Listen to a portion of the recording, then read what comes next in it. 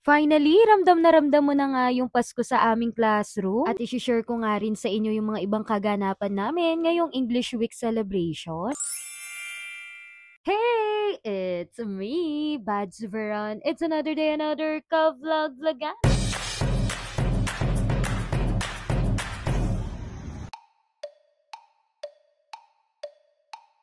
For today's ka-vlog-vlogan nga mga kabads at eto na nga nagde-decorate na nga kami ng classroom namin. Natutuwa nga ako sa mga estudyante ko dahil naaasahan na sila sa mga ganitong bagay. Basta ginagabayan mo lang sila ay magagawa naman nila ng tama. O diba natuturuan mo pa sila ng katangiang pagiging matulungin at buti na lang nga naging masinop rin ako sa mga gamit ko. Dahil alam nyo ba last year ko pa nga ito binili at nagamit ko rin ito sa dati kong room. O diba basta maging maingat at masinop nga tayo sa mga gamit ay makakatipid tayo. At dito nga yung dalawang pintuan namin ang nalagyan namin ng Merry Christmas. At susunod naman nga lalagyan naman namin ng garlands itong blackboard. At sa totoo lang, ganito rin nga yung ginawa ko last year sa classroom namin. Pero sabi ko nga sa inyo, natutuwa ako sa mga estudyante kong ito dahil natutulungan na nga nila ako sa pagde-decorate. At dahil dyan, mas napapadali yung trabaho ko. At hindi lang yon, pero sobrang nagpapasalamat talaga ako sa mga 6 Earthlings ko ngayon. Dahil behave nga sila, mas marami akong nagagawa at natatapos na trabaho ngayon. At hindi lang yon, dahil marami akong naaasahan sa kanilang gawin nila kahit yung mga maliliit na bagay lang. Para maramdaman nila at maipakita ko na pinagkakatiwalaan ko sila sa mga ganitong bagay. Dahil sa totoo lang, minsan ang mga bata bago sila magtiwala sa sarili nila na dapat may tao munang maniniwala sa kanila. Kaya masasabi mo talaga na hindi biro maging isang guro dahil hindi lang pagtuturo ang trabaho. Dahil sa totoo lang, hindi lang matalino at magaling na guro ang kailangan nila, kundi may puso. At pagkatapos nga namin mag-decorate ng classroom, nandito naman nga ako sa aming covered court. Because today we're celebrating our English Week celebration. At syempre, kasama ko ang mga English teachers. And before we start our program, inaayos na nga namin yung mga estudyante namin. At syempre, sa araw ngang ito, may special guest kami na si Ma'am Kadag. At inumpisahan na nga namin ang aming program sa pamamagitan ng pagbibigay ng welcome message mula sa aming head teacher. At narito rin ang aming magandang principal upang magbigay ng kanyang mensahe. At sa tuwing siya nga ang nagsasalita sa harapan, tiyak kang may matututunan. At pagkatapos nga ay nagkaroon naman kami ng ribbon cutting. At isa nga sa mga highlights ng aming events ay si Ma'am Lizelle Kadag. At siya nga ang naging storyteller namin sa selebrasyong ito. Very active nga ang mga batang ito at pati nga ako ay nakinig na rin. At parang last year lang ako yung storyteller ng mga bata. Pagkatapos nga nagkaroon naman ng parade ang mga book character. At ito nga ay pinangunahan naman ng mga kindergarten. Grabe no, sobrang e-effort nga ng mga magulang at ng mga batang ito. Pero sa totoo lang, dapat lang talaga na ipakita natin ang suporta natin sa mga bata.